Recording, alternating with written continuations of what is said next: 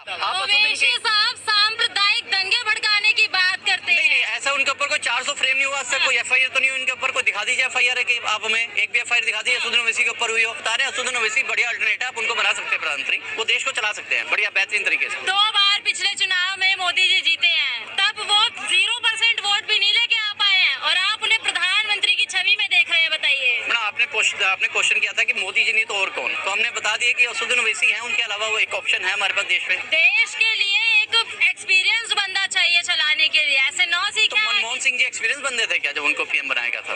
उन्होंने देश के पहले PM थे क्या? वो भी तो PM बने थे, 10 साल उन्होंने राज किया। बैकअप बहुत सॉलिड था, असदुद्दीन ओवैसी के ऊपर क्या प्रॉब्लम, उसके उनके साथ क्या प्रॉब्लम है बताइए? उनके अंदर क्या बैकअप? मदरसे में बैठने वाला मदरसे में बैठने का क्या देश चला सकता है? मदरसे में बैठने वाला क्या MP नहीं बन सकता या PM नहीं बन सकता या क्या इस देश को नहीं चला सकता? ये कहाँ लिखा है? प्रधानमंत्री की छवि के लिए सांप्रदायिक व्यक्ति चाहिए या फिर जो तो फिर पब्लिक ने उनको MP क्यों बनाया, फिर मेंबर ऑफ पार्लियामेंट क्यों बनाया? तो मुस्लिम बहुलों ने उनको MP सेलेक्ट तो किया मुस्लिम बहुल उनको PM भी बना देंगे, तो मुस्लिमों के द्वारा चलेगा देश। जब आप कहते हो कि हिंदू धर्म की बात करते हो, सनातन धर्मनिरपेक्ष है हमारा देश। जब आप भाई साहब ने अभी बोला कि सनातनियों ने उनको PM बना दिया, तो मुसलमानों को PM बना देंगे, इसमें इशू क्या है? इसमें झगड़े वाली बात क्या है? जिसकी वोटिंग पावर ज्यादा होगी वो PM बन जाएगा। मदरसे का वोट नहीं है, देश का वोट है, धर्मनिरपेक्ष वोट है। मैडम, आप अगर बात करते हो PM की, निष्पक्ष PM की, अगर आप उसमें हिंदू वर्ड नहीं लेके आते हो तो हम PM मोदी जी को देखना चाहेंगे। लेकिन आप कहते हो कि हिंदू PM, अगर आप हिंदू सेलेक्ट करेंगे ओवैसी को, ये बताइए। भाई साहब ने बोला ना कि सनातनी हिंदू जो है वोट डालते हैं PM जी को और वो PM बनते हैं, तो हम कह रहे हैं मुस्लिम भी तो 22% है, वो भी वोट डाल के PM बना सकते हैं असदुद्दीन ओवैसी को। इसमें इशू क्या है? इसमें तो मुस्लिमों को, यदि ओवैसी साहब को कोई हिंदू वोट देना चाहिए, किन मुद्दों पे देगा वोट? इन मुद्दों पे कि जब सब निकल जाएंगे तो हम आएंगे। एक बैरिस्टर आए थे, उनको आपने महात्मा गांधी बना दिया। एक बैरिस्टर आए, उनको आपने बाबा साहब अम्बेडकर साहब को आपने भारत रत्न बना दिया। असदुद्दीन ओवैसी जी, इनको भी आप PM बना दीजिए। बात करें बैरिस्टर, ये भी है, लंदन से इन्होंने भी लॉ की हुई है। फायदा क्या होगा? फायदा देश को अच्छे से चलाएंगे, इनको नॉलेज है, लॉ की नॉलेज है, देश को चलाने की नॉलेज है, MP है। लॉ का व्यक्ति देश चला सकता है। मोदी, अगर गांधी जी लॉ के बैरिस्टर थे तो वो अगर राष्ट्रपिता महात्मा गांधी बन सकते हैं, अम्बेडकर साहब अगर लॉ के बैरिस्टर थे, लॉ करके आए थे लंदन से, वो अगर राष्ट्रपिता बन सकते हैं, तो असदुद्दीन ओवैसी प्रधानमंत्री क्यों नहीं बन सकते? गांधी और ओवैसी का कोई कंपैरिजन है क्या? कोई कंपैरिजन नहीं है, वो अभी इस दुनिया में नहीं है, ये इस दुनिया में है। महात्मा गांधी महात्मा थे, ओवैसी जी एक महात्मा क्या, वो संत थे क्या? वो कौन सा पीठ चलाते थे? वो देश को आजादी हरिद्वार पे तपस्या करते थे क्या? देश को आजादी दिलाई उन्होंने, महात्मा गांधी जी ने। जी। सिखों ने आजादी नहीं दिलवाई, और सांसद के अंदर उनको सबसे अच्छा सांसद का उनको इनाम मिला हुआ है, उनको सम्मानित किया गया संसद के अंदर। सांसद तो बृजभूषण भी अच्छे घोषित किए गए थे। मैडम, उनके ऊपर अभी चार्ज फ्रेम नहीं हुआ ना, अभी तो उनको FIR हुई, अभी तो चार्ज होगा, अभी तो कोर्ट डिसीजन लेगी, उसके बाद हम लोग कहेंगे। हम किसी के बारे में ऐसे नहीं कह सकते, जब तक कोर्ट बैठी है, हाई कोर्ट बैठी है, सुप्रीम कोर्ट बैठी है, जब वो कहेगी कि हाँ ये मुजरिम है तो हम मानेंगे। तो 24 के लिए आपका किस प्रकार रुख है? मैं तो असदुद्दीन ओवैसी जी को वोट दूंगा कि असदुद्दीन ओवैसी को प्रधानमंत्री बनाया जाए। सबसे बेहतरीन जो है वही लीडर है इस टाइम देश के अंदर, जो बेबाक बात करता है, जो लोगों की बात रखता है।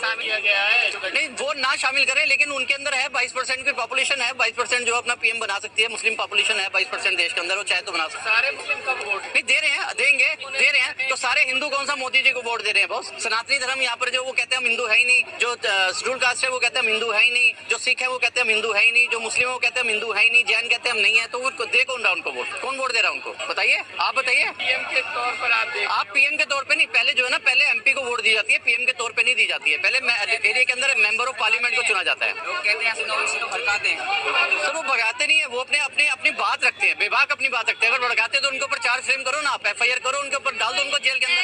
ऐसे वक्तव्यों का क्या मतलब है कि जब मोदी चले जाएंगे, योगी चले जाएंगे, तब क्या होगा? ये तो सीधा सीधा सनातनियों को टारगेट कर रहे हैं ना। नहीं, हम सनातनियों को किसी को टारगेट नहीं कर रहे हैं, हम किसी कौम को टारगेट नहीं कर रहे हैं। हम एक बात कर रहे हैं, अगर आप बात कर रहे हैं कि मोदी जी, आपने पूछा ना उनका अल्टरनेट, उनका और कौन सा अल्टरनेट मांगा है, तो हम प्रधानमंत्री मोदी ने अपने आप को 2024 में प्रधानमंत्री घोषित कर दिया है, क्या कहेंगे इस पर? नहीं, वो तो ऑलरेडी प्रधानमंत्री है, प्रधानमंत्री घोषित करे ना करे क्या फर्क पड़ता है? लेकिन ये तो कॉन्स्टिट्यूशन राइट है लोगों का, जो कॉन्स्टिट्यूशन राइट है, जो वोटिंग की एक पावर है, जो भीमराव अम्बेडकर साहब ने दी थी, वो उसके बाद तय होता है कि कौन PM बनता है, कौन नहीं बनता है। प्रधानमंत्री मोदी कह रहे हैं कुलकम छिपाने के लिए विपक्ष इंडिया नाम यूज कर रही है। नहीं नहीं, इंडिया नाम यूज करना कोई जैसे नाम बदल कोई इशू नहीं है। कोई भी नाम रख सकता है, ये देश हमारा स्वतंत्र है, कोई भी किसी नाम को भी रख सकता है। कोई उन्होंने जो उसको डिटेल में बताया INDI है, उसका अलग मतलब बनता है। क्या इंडिया को घोषित करना, पहले से भविष्यवाणी करना, जब नहीं, देखिए अब मैं अगर घोषित कर दूं कि असदुद्दीन ओवैसी साहब जो है वो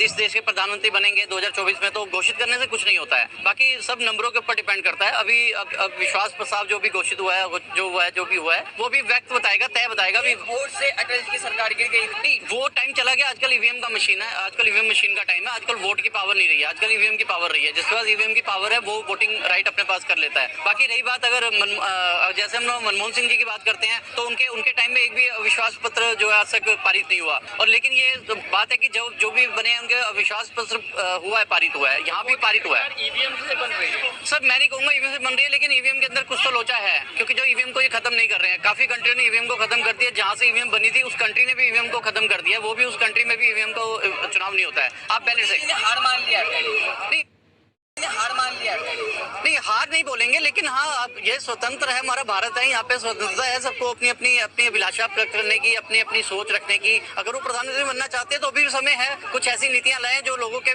काम की हों, जो लोगों के काम आए। क्योंकि अभी तक जो नीतियां आई थी वो नोटबंदी या फिर जो भी था GST, जो भी नीतियां थी, ये आम आदमी के काम की नहीं थी। प्रधानमंत्री मोदी जी ने देश की इकोनॉमी ट्रिलियंस में कर दी है। मैडम, हम चाहते हैं कि हमारे मोदी जी प्रधानमंत्री बन के आए, लेकिन वो काम तो करे पब्लिक के लिए। पब्लिक को काम तो दिखे, काम दिखता नहीं है। हर हर मोदी, घर घर मोदी जी काम कर रहे हैं। हम भी कहें कि अल्लाह अकबर और असदुद्दीन ओवैसी को प्रधानमंत्री बनाए, ऐसे नहीं होता। अब लोग कहें, जो मुस्लिम कंट्री के मुस्लिम कहें जी अल्लाह अकबर और असदुद्दीन ओवैसी को प्रधानमंत्री बनाए, ऐसे पॉसिबल नहीं है। ठीक है, सेमी इंडिया मतलब समझा नहीं आपकी बात। ईस्ट इंडिया और आतंकवादियों से तुलना कर रहे हैं इंडिया की। नहीं सर, जो मर्जी तुलना करे, लेकिन देखिए ये कॉन्स्टिट्यूशन यहाँ पर जो हमारा जो कॉन्स्टिट्यूशन राइट है वोटिंग का, जो है, जो एक वोट से जो आपने बताया कि अटल जी की सरकार गिर गई थी, ये तय करेगा, ये आम जनता तय करेगी। आम जनमानस भी कह रही है इस बार 306 से ज्यादा सीटें जिताएंगे भाजपा को।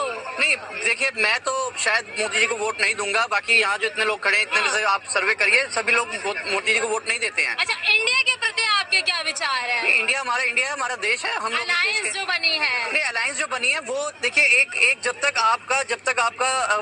आपका एक प्रतिशोध नहीं होगा, जो आपको चैलेंज नहीं करेगा, तब तक आप काम नहीं कर सकते हैं। ये काम करने के लिए मोदी जी को और हमारी देश के जो प्रधानमंत्री है उनको एक ज्ञापन दिया गया एक तरह से कि आप अभी भी काम करिए, अभी भी आप समय है, अभी भी आप कुछ ऐसी नीतियां लाइए जो आम आदमी के काम की हो। कह रहे हैं कि एनडीए के सामने इंडिया पैर की धूल बराबर भी नहीं मैडम, है। मैं ये ऐसा कुछ नहीं बोलूंगा, पैर की धूल के बराबर है, वो जो उनका काम है वो बोलना। लेकिन मैं फिर इतना ही कहूंगा कि देश के लिए काम कीजिए। निचले स्तर के जो आदमी, जो निचले स्तर का जो आदमी है, किसान है, जो देश का जो देश के अंदर जो लगा हुआ है, जो देश को बनाने में, उनके लिए काम कीजिए। किसानों की आय दुगनी कर चुके हैं मोदी जी। नहीं, किसानों की आय दुगनी नहीं हुई है। अभी भी किसान आंदोलन हुआ था, अभी भी यहाँ पर काफी किसान आए थे। जो यहाँ पर पहलवानों का आंदोलन होता है, किसान आंदोलन वहाँ पर सबसे आगे था। किसानों ने सबसे ज्यादा उनको किया था। किसान अभी सेटिस्फाइड नहीं है, अभी सेटिस्फाइड। खालिस्तानी का दर्जा दे दिया गया था उस वक्त। वो खालिस्तानी कहें, आप फिलिस्तानी कहें, कुछ भी कहें, उसके कहने से कुछ नहीं होता है। लेकिन मोदी जी ने अच्छे शासक रहे हैं। लेकिन मैं उनसे यही कहना चाहूंगा कि अगर आपको तीसरी बार अगर आपको PM बनना है, तो आप अच्छे काम कीजिए,